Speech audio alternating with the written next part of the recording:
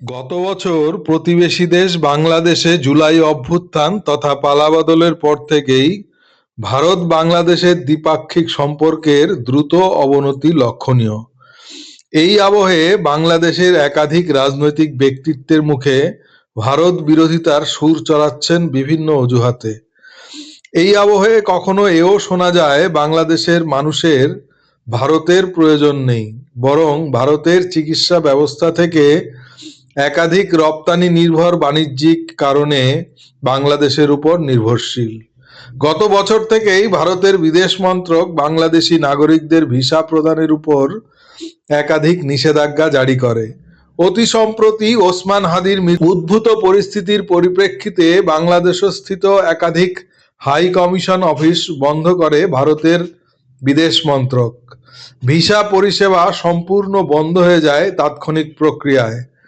একদিকে বাংলাদেশের রাজনৈতিক ব্যক্তিত্বের বাংলাদেশের মানুষের ভারতের প্রয়োজন নেই মন্তব্য, কিন্তু বাস্তব পরিস্থিতি বলছে অন্য কথা।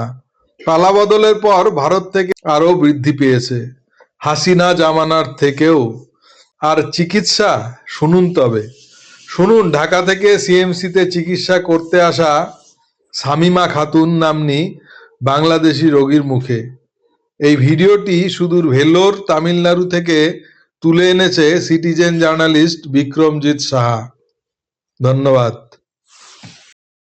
আমার নাম এমএসটি শারমিন খাতুন। এখানে আপনি কি ডিপার্টমেন্টে ট্রিটমেন্টে আসছেন? অনকোলজি। অনকোলজি ডিপার্টমেন্টে ট্রিটমেন্ট হচ্ছে এন্ডোক্রাইন, অনকোলজি, গাইনো গাইনো নাই, হচ্ছে ইউরোলজি। ইউরোলজি কোন হসপিটালে?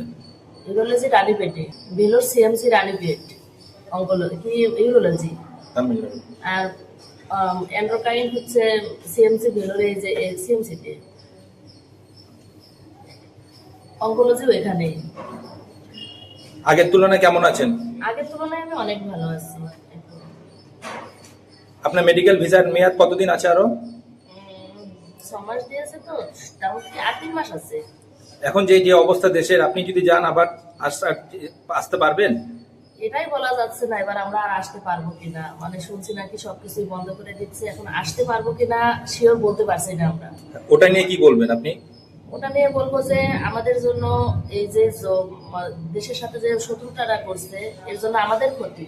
মানে আমরা অসুস্থ রোগীরা আমরা যেখানে আসি, এজন্য আমাদের অনেকটা ক্ষতি হয়ে যাবে আমরা এখানে না আসতে পারলে। আমরা সবসময় বলি সরকারের কাছে আবেদন এটাই চাই, যেন আমাদের আসার যোগাযোগটা থাকে বা আমরা আসতে পারি, এখানে আমরা চিকিৎসাটা নিতে পারি, এটা আমাদের ভালো হবে। আপনি বাড়িতে তাহলে ফোন করে যদি এখানে থাকার ব্যবস্থা করেন, টাকা পাঠিয়ে নেক্সট চেক আপের জন্য যদি না আসতে পারেন, আপনার তো অসুবিধা হবে। অসুবিধা হবে, কিন্তু এতদিন কি থাকা সম্ভব? একটা বছর কি এখানে থাকা সম্ভব? সম্ভব হবে না তো। এটা নিজেদের জন্য সম্ভব না।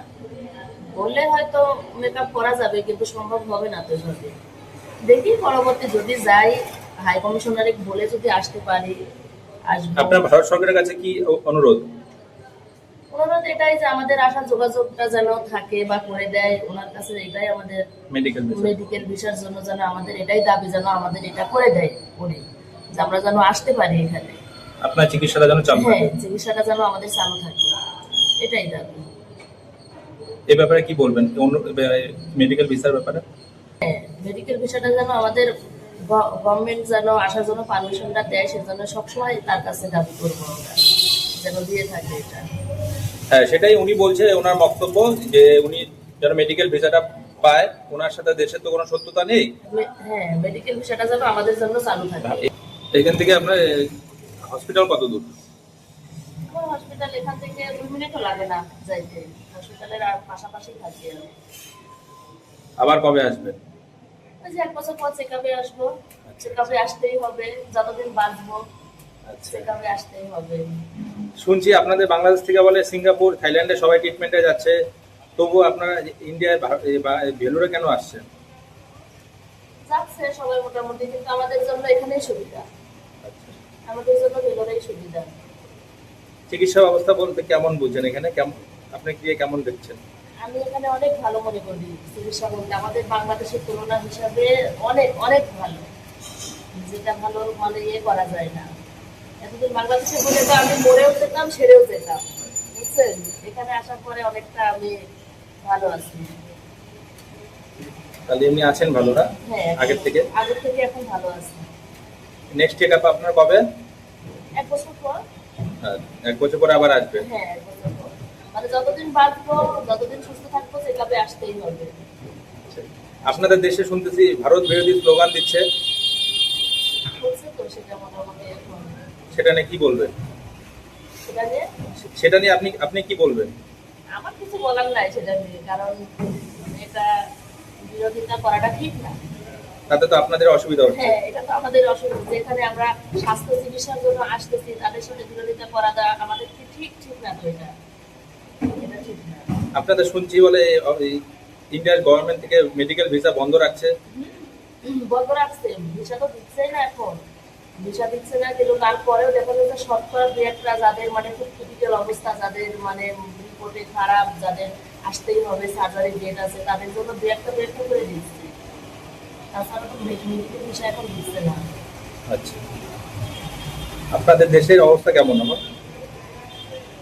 এখন একটু খারাপ। খারাপ আছে। হ্যাঁ, অনেকটা খারাপ যাচ্ছে আমাদের দেশের অবস্থা। এখন কি বলার, ওটা এখন হিন্দুদের উপর কি অত্যাচার হচ্ছে আপনি দেখছেন? দেখি নাই, সেভাবে অত্যাচার করতে দেখি নাই, কিন্তু সেদিনকে শুনলাম একটা করছে।